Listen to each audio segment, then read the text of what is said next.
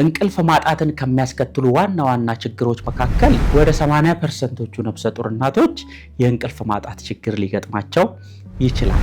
ሌላኛው የ20 ደቂቃ ህግ የሚባል አለ። ፕራክቲስ ስሊፕ ሃይጂን ይሉታል።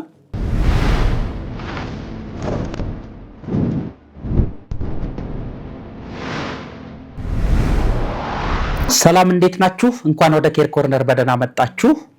ዛሬ ስለ እንቅልፍ ማጣትና እርግዝና እንወያያለን። በዚህ ውይይታችን ወቅት ለረጅም ጊዜ የቆየ እንቅልፍ ማጣት ጽንሱ ላይ ምን አይነት አደጋ ሊያመጣ ይችላል፣ እንዲሁም የአኗኗር ዘይቤ ለውጦችን በማድረግ ይህን ችግር የምናስተካክልበት አንዳንድ መፍትሄዎችንም አንስተን በጥልቀት እንወያያለን።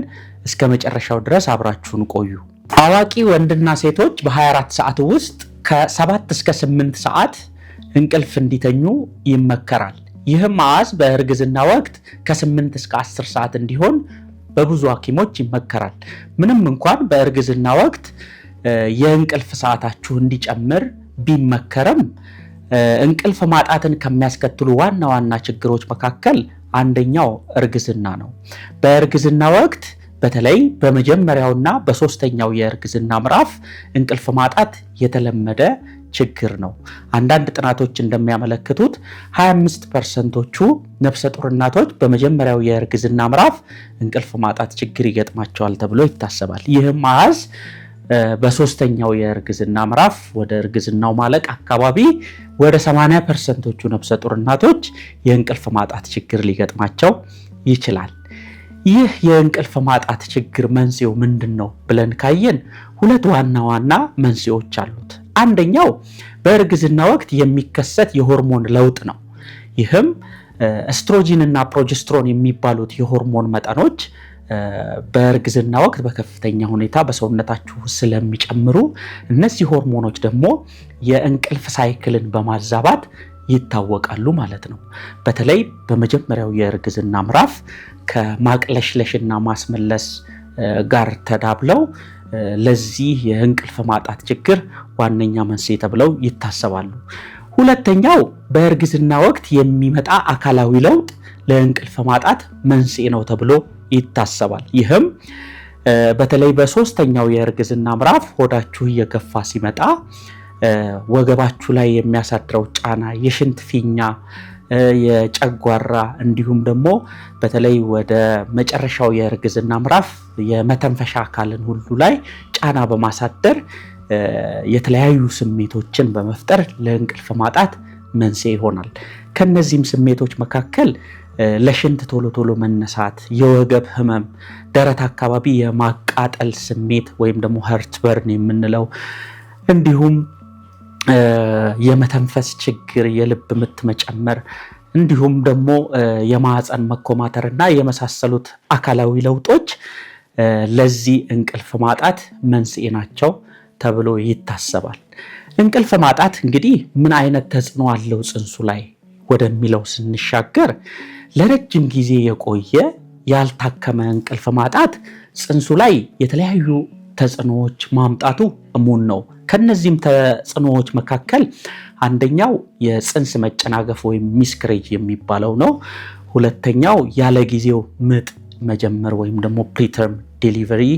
ሌላው ጽንሱ ማህፀን ውስጥ እያለ እንዲጠፋ፣ በአግባቡ እንዳያድግ ወይም እንዲቀጭጭ፣ ከእርግዝና ጋር ተያይዞ የሚመጣ የግፊት በሽታ፣ የስኳር በሽታ እንዲሁም ደግሞ በምጥ ሰዓት ለረጅም ጊዜ ምጥ የመቆየት ችግር፣ በኦፕሬሽን የመውለድ እድልንም እንደዚሁ ከፍ ያደርጋል። በተጨማሪም ደግሞ ድህረ ወሊድ ያለ የስሜት ለውጥ ወይም ደግሞ መረበሽ ፖስትፓርተም ዲፕሬሽንንም ሊጨምር ይችላል ማለት ነው። ስለዚህ እንቅልፍ ማጣት በእርግዝና ወቅት መፍትሄ የሚፈልግ ነገር ነው ማለት ነው። ወደ መፍትሄው ስንሄድ ደግሞ መፍትሄዎቹ የተለያዩ መፍትሄዎች አሉ። የመጀመሪያው መፍትሄ ግን የአኗኗር ዘይቤ ለውጦችን ማድረግ ይህ ችግር እንዳይባባስ ዋና መፍትሄ ነው። ሆኖም ግን እነዚህ የአኗኗር ዘይቤ ለውጦችን ካደረግን በኋላ መፍትሄ የማናገኝ ከሆነ በቅርበት ሐኪምን በማማከር በመድኃኒት ወይም ደግሞ በተለያዩ ምክሮችን በማግኘት ለዚህ ችግር መፍትሄ መፈለግ ያስፈልጋል ማለት ነው። ዛሬ እኔ በዚህ ቪዲዮ የምነግራችሁ ሁላችሁም በቤታችሁ ውስጥ ልትተገብሩት የምትችሏቸውን አንዳንድ መፍትሄዎችን ነው። እነሱም ከአኗኗር ዘይቤ ለውጦች ጋር ይያያዛሉ። እስቲ አንድ በአንድ እናያቸው። የመጀመሪያው ዘወትር አካል ብቃት እንቅስቃሴን ማድረግ ነው።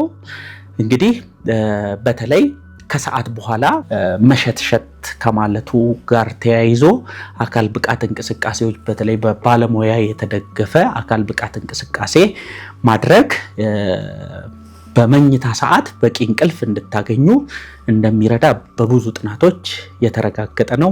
ሌላኛው ከሰዓት በኋላ ናፕ አለመውሰድ ወይም ደግሞ የምትወስዱት ናፕ ከ30 ደቂቃ ባይበልጥ ጥሩ ነው ይባላል። ይሄም ሀቢት መቀየር በምሽት ሰዓት የምትተኙት እንቅልፍ ጥሩና በቂ እንዲሆን ያስችላል ማለት ነው። ሁለተኛው መፍትሄ ስናይ ደረት አካባቢ የማቃጠል ስሜትን የሚቀሰቅሱ ነገሮችን መቀነስ። በተለይ መሸትሸት ሲል ወደ እንቅልፍ ከመሄዳችሁ ከ2 ሰዓት በፊት መመገብ ይመከራል። እንዲሁም የምትመገቧቸው ምግቦች በጣም ጣፋጭ ያልሆኑ፣ ቅባት ያልበዛባቸው እንዲሁም በቅመማ ቅመም ያልበለዘጉ ቢሆኑ ይመረጣል። እነዚህ ነገሮች እዚህ ደረት አካባቢ ያለውን ሃርትበርን ወይም ደግሞ ጋስትሮሶፋጃል ሪፍሌክስን በማነቃቃት ያው የማቃጠል ስሜቱ በቂ እንቅልፍ እንዳታገኙ ያደርጋችኋል ማለት ነው። እንዲሁም ምግብን ቀደም ብሎ መመገብ፣ ወደ እንቅልፍ ሳትሄዱ አትሊስት 2 ሰዓት ቀደም ብላችሁ መመገብ እጅግ ወሳኝ ነገር ነው። ሆኖም ግን ይህ ስሜት በተለይ ደረት አካባቢ ማቃጠሉ ለረጅም ጊዜ የቆየ ከሆነ ከሐኪም ጋር በመመካከር መታከም ያስፈልጋል ማለት ነው። ሶስተኛው መብቴ ከመተኛቶ በፊት ፈሳሽ መቀነስ ነው። ፈሳሽ ይህ ማለት ምንድነው? ማታ እንግዲህ ብዙ ፈሳሽ ባትወስዱ ይመከራል። ፈሳሽ አትሊስት ለ2 ሰዓት ወደ እንቅልፍ ከመሄዳችሁ በፊት ከ2 ሰዓት በፊት የመጨረሻውን ፈሳሽ መውሰድ ያስፈልጋል። ምክንያቱም ሌሊት ላይ ያው ጽንሱ እያደገ ሲመጣ ይሄ የሽንት ፊኛ ላይ የሚያመጣው ተጽዕኖ እንዳለ ስላለ ቶሎ ለሽንት መነሳቱ እንቅልፍን ስለሚረብሽ ያንን ለማስወገድ ማታ ላይ የሚወሰደውን ፈሳሽ መገደብ አስፈላጊ ነው ማለት ነው።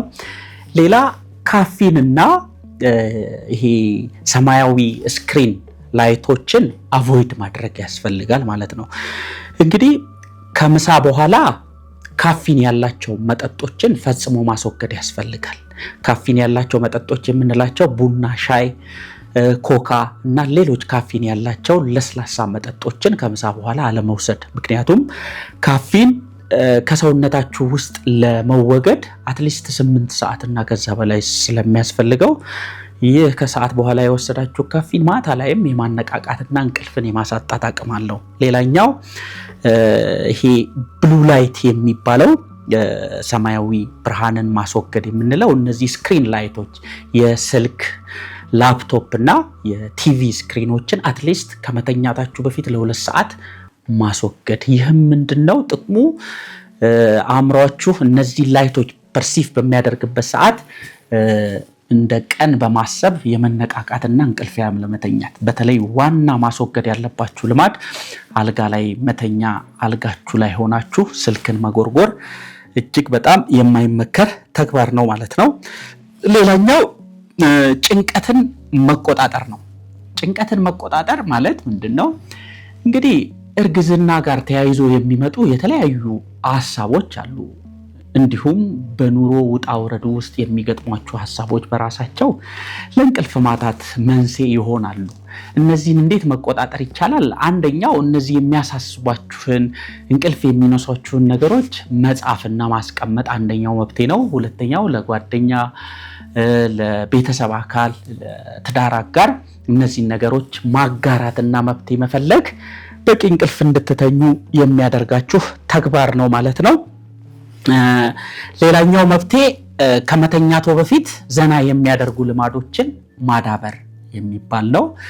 እነዚህም እንግዲህ የተለያዩ ተግባራት ከእንቅልፍ በፊት ቢደረጉ ተብለው የሚመከሩ አንዳንድ ብሪዚንግ ኤክሰርሳይዝ፣ የመተንፈስ በጥልቀት መተንፈስ፣ እነዚህን ኤክሰርሳይሶች ማድረግ እነ ዮጋ፣ ሜዲቴሽን፣ እንዲሁም መዝሙር ማዳመጥ፣ ለስለስ ያሉ ሙዚቃዎች፣ የተፈጥሮ ድምጾች፣ ሻወር መውሰድ ሊሆን ይችላል። እነዚህ ነገሮች ከእንቅልፍ በፊት ሪላክስ ያደርጓቸዋል።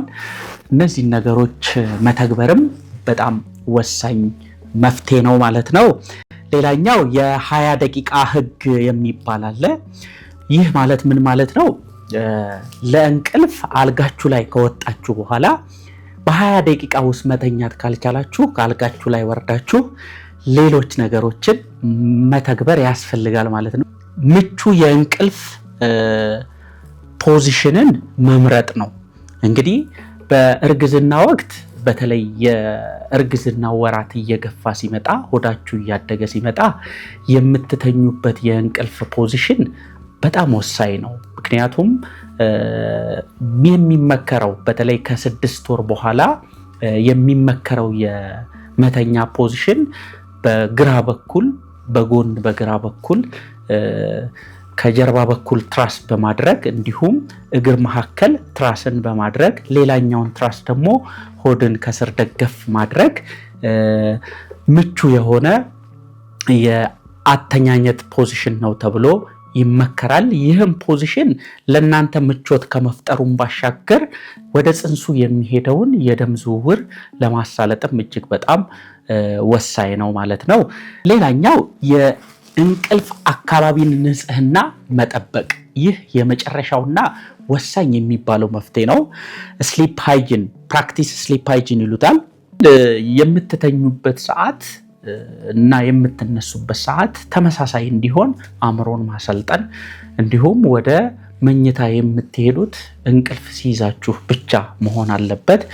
የምትተኙበት ወይም መኝታ ክፍላችሁ ደግሞ ንጹህ የሆነ ቀዝቀዝ ያለ ብዙ ብርሃን ያልበዛበት ድምፅ ያልበዛበት ቢሆን ይመከራል። ሌላኛው ደግሞ አልጋችሁን ወይም ደግሞ መኝታ ክፍላችሁን ለመኝታ ብቻ መጠቀም፣ እዛ መኝታ ክፍል ሆኖ ስልክን መነካካት፣ ኮምፒውተር መስራትና ሌሎች ነገሮችን መተግበር አያስፈልግም። ምቹ የሆኑ የእርግዝና ትራሶችንና ፍራሾችንም መጠቀም ለእንቅልፍ ጊዜ ምቹ ሁኔታን ለመፍጠር የሚያስችሉ ነገሮች ናቸው ማለት ነው። እነዚህ ከላይ የጠቀስናቸው የአኗኗር ዘይቤ ለውጦች መፍትሄ የማያመጡ ከሆነ በቅርበት ሐኪማችሁን ማናገርና መፍትሄን ማግኘት ያስፈልጋል ማለት ነው። እናንተስ በእርግዝና ወቅት ምን አይነት ልምድ አላችሁ? እንቅልፍ ማጣት ገጥሟችሁ ነበር? ከገጠማችሁስ እንዴት ፈታችሁት? እስቲ ልምዳችሁን በኮመንት ላይ አጋሩን፣ እንወያይበት። ይህን ቪዲዮ ከወደዳችሁት ቪዲዮአችንን ላይክ፣ ሼር አድርጉ። እንዲሁም ለኬር ኮርነር አዲስ ከሆናችሁ ሰብስክራይብ በማድረግ ቤተሰብ ሁኑ። አብሬያችሁ የቆየሁት ዶክተር ደረጀ ተገኔ የማህፀንና ጽንስ ስፔሻሊስት ሐኪም ነበርኩኝ። በሚቀጥለው ቪዲዮ እስከምንገናኝ መልካም ጊዜ